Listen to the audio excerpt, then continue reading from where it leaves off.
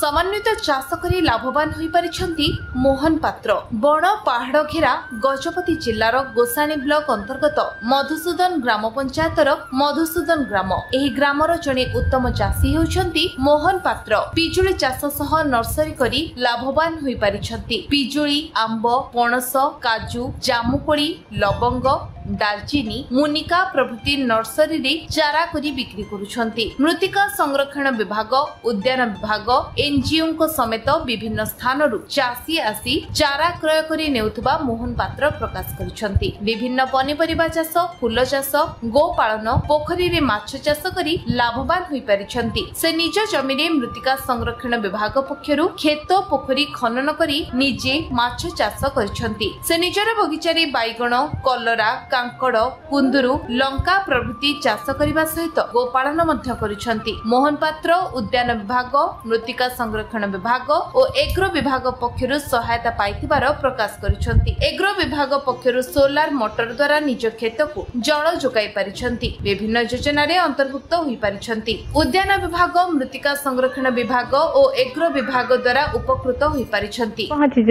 Gajapati जिल्लार Gosani block अंतर्गत मधुसूदनपुर ग्राम रे एही मधुसूदनपुर ग्राम रे जड़े समन्वित चाषी आम पाखे अच्छे तांकटू पचारि बुझिया चलतु कौन कौन चाष करिसेंते।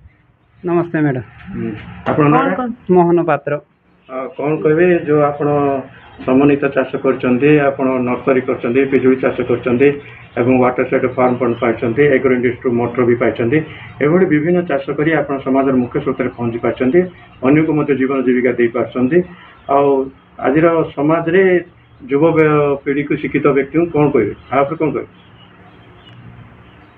यही चाष करी केते लाभवान हेचंदी कौन आम तो सब गोटे चाष ना सर इटा आम सब मिश्रित आकार रे सब गोटे सब प्रकार चाष बास चलची सब कोतरे लॉस बड़ी किसी ना सब लाभ वाले अच्छे मेन हूँ आमर पिजुली चाष तापर ये नर्सरी नर्सरी विभिन्न प्रकार फल जातीय चारा गुड़ाक तैयार करके आम बिक्री कर पिजुली, आंब, काजू, लिचु, पणस एमती बहुत प्रकार नड़िया बहुत प्रकार चारा सब किसी ग्राफ्टिंग चारा नड़िया तापर एमती बहुत प्रकार चारा अच्छे आपन चारा गवर्नमेंट अनुष्ठान कि प्राइवेट लोक नौचंदी चाषी मान नौचंदी तापर गवर्नमेंट दरकार पड़ो उद्यान विभाग रो केते आसबे नेबे वाटर साइड हो तापर एनजीओ गुडा नहीं था सेमती वर्ष केते लाभवान होई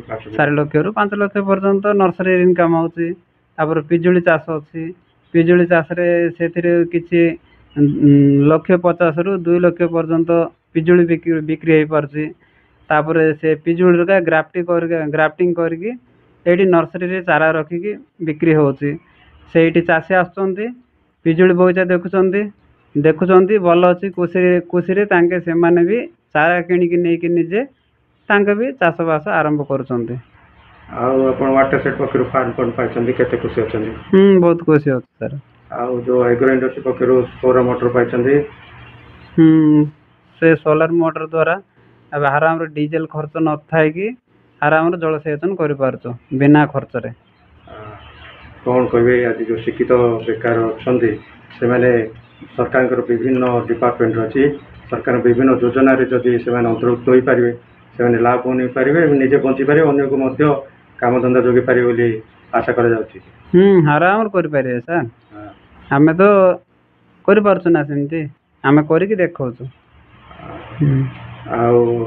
एठो जो आप नर्सरी जो कर आपण उद्यान विभाग पक्षर मुख्यमंत्री कृषि योजना संपुक्त हो पार्टी संपुक्त माने स्कीम डाल लागू होमर कम तो पूरा कंप्लीट है सब निजे पैसा तो आम लोन किसी ये न करी निजे पैसा ये करजे पैसा सेमती गला टिके आउ टिके काम बाकी अच्छे बाकी हेल्ले सब्सिडी जदि आसो माने आम आराम से डेभलप हो पारा प्रकार केते खुशी अच्छा नर्सरी पिजुली चाष करी विभिन्न पनीपरिया फूल चाष करी केते खुशी व्यक्त कर बहुत खुशी अच्छे सर। सी कहूथिले से समन्वित चाष करी माछ चाष कहतु ग्राफ्टिंग कहतु कि विभिन्न प्रकार आखु चाष कहतु पनीपरिया फूल चाष ସବୁ ଚାଷ କରି ସେ ନିଜେ ରୋଜଗାରକ୍ଷମ ହେବା ସହିତ ଅନ୍ୟକୁ ମଧ୍ୟ ରୋଜଗାର ଯୋଗାଇ ପାରିଛନ୍ତି। ଗଜପତିରୁ ରେଣୁବାଳା ବେହେରା, ବିଶ୍ୱ ବିଜୟ, ନ୍ୟୁଜ୍ ଓଡ଼ିଶା।